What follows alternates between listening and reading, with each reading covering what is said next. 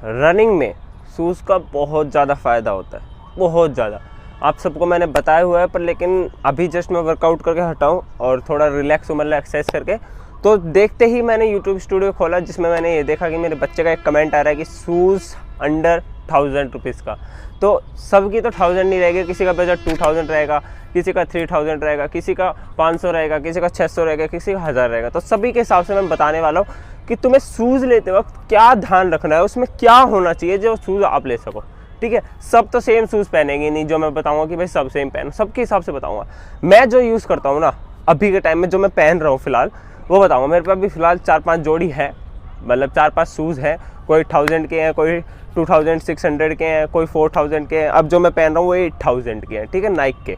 तो मैं पहले समझा देता हूँ इनमें ऐसा क्या होता है। जो सबसे पहले तो इनमें होता है वेट बहुत लाइट। सबसे पहला इनमें क्या होता है, सबसे पहले, मैं प्रमोशन वगैरह कुछ नहीं है, मैं समझा रहा हूँ सिर्फ आपको, ठीक है, मैं तुम्हें बहुत ध्यान से समझाऊंगा।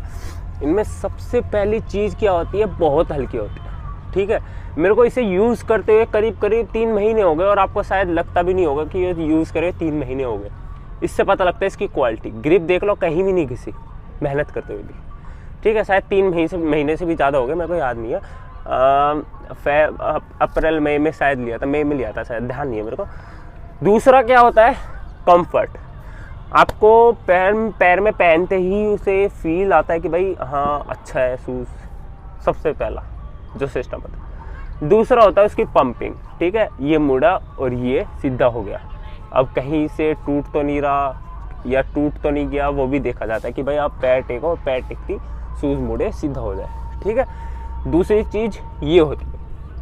तीसरी चीज़ सोल। मैंने इस शूज़ में ना एक चीज़ देखी है कि मैं जब ये शूज़ पहनता हूँ ना, तो इस शूज़ की सोल जो है ना काफ़ी मोटी है। ठीक है, जिसकी वजह से क्या होता है ना, मेरे पैर में पेन नहीं होता। और यहाँ तक कि मैं जब जंप करता हूँ ना, जैसा मान लो एग्जांपल, ये मेरी सोल है। ठीक है, अब मैं जैसे ही इस पर रनिंग करूँगा तो ये बस इतनी कंप्रेस होगी और इतनी उठ जाएगी, पूरी टच नहीं होती, जिसकी वजह से पेन नहीं बनता मेरे को। और मेरे पास ही एक कलंजी का शूज़ है, शायद आपको कलंजी का पता भी हो, जो 2600 का है। ठीक है, उसकी सोल भी इतनी मोटी दिखा रखी है, पर वो अंदर से होता नहीं है। अंदर हाथ डालते हैं तो सोल बहुत अंदर तक रहती है उसकी। पर जब मैं वो शूज़ पहनता हूँ ना, इसके बाद वो शूज़ पहनता हूँ, तो ऐसा लगता है मैं ज़मीन से सीधा मैंने पैर रखा हो। ठीक है, फील आता है कि भाई मैंने ऐसी हल्का सा शूज़ पहन लिया। ठीक है, तो भाई पैसा लगा है शूज़ में, वो बात अलग है। अब तुम 500-600 का ले सकते हो, कोई दिक्कत नहीं है। मैं तुम्हें उसी हिसाब से बताने वाला हूँ कि भाई शूज़ तुम कैसा लो। ठीक है, दूसरा क्या होता है, इसकी जो ये कपड़ा होता है ना, कपड़ा तुम्हें देखना होता है कि कहीं यहाँ से छूट तो नहीं रहा। जैसे कोना होता है कि भाई मैं रनिंग करूँ, रनिंग करते फट तो नहीं जाएगा। आप देख सकते हो मैं कितना खींच रहा हूँ, और कहीं से भी ऐसी इसकी कोई ग्रिप नहीं है। और इसकी मैन्युफैक्चरिंग की भी गारंटी है 6 महीने की, ये होती है।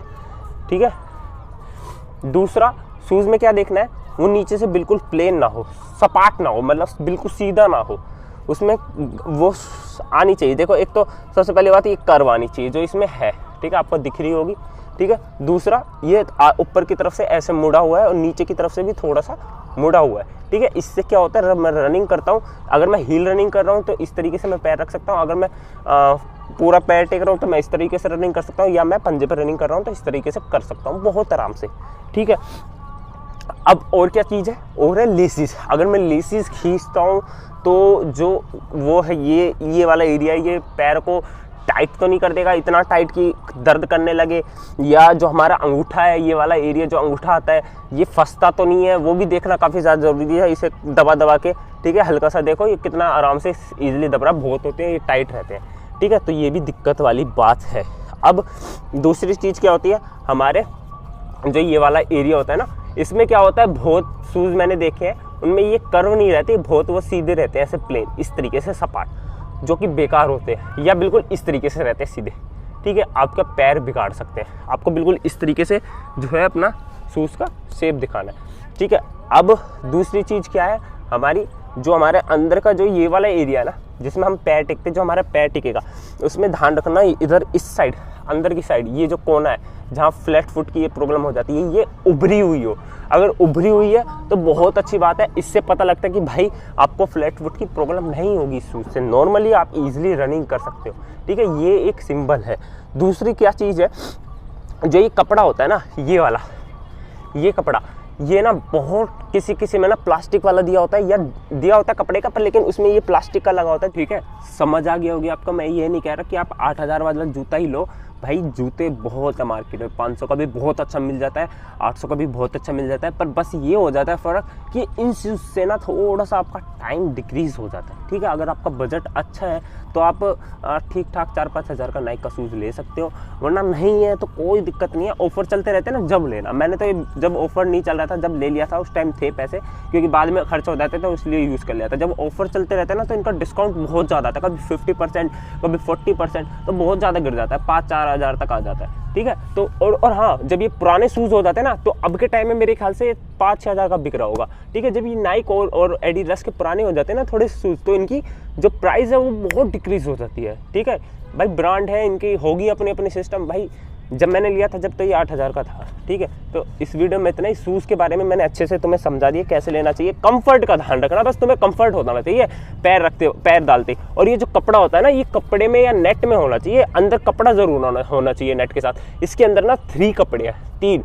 एक है अंदर जो पसीना सोखता है सबसे अंदर नीचे जो है, दूसरा बीच में जो है वो थोड़ा सा मतलब मोटा कपड़ा है जो कि नेट को संभाल के रखता है, और ये ऊपर हल्का सा नेट है, नेट के साथ कपड़ा मिक्स है, और इधर ये इन्होंने ये लेयर लगाई हुई है ताकि यहाँ से ज़्यादा चांस होते हैं ना नेट के फटने के, इसलिए ये लेयर लगाई हुई है। तो इनका दिमाग देखो। ठीक है, शूज़ पे ना ध्यान दो, इसकी क्वालिटी किस तरीके से बनी पड़ी है, मैन्युफैक्चरिंग उसकी कैसी है, अपने आप रिजल्ट मिल जाएगा तुम्हें कैसा शूज़ लेना है। ठीक है, इस वीडियो में इतना ही, मिलते हैं नेक्स्ट वीडियो में। जय हिंद।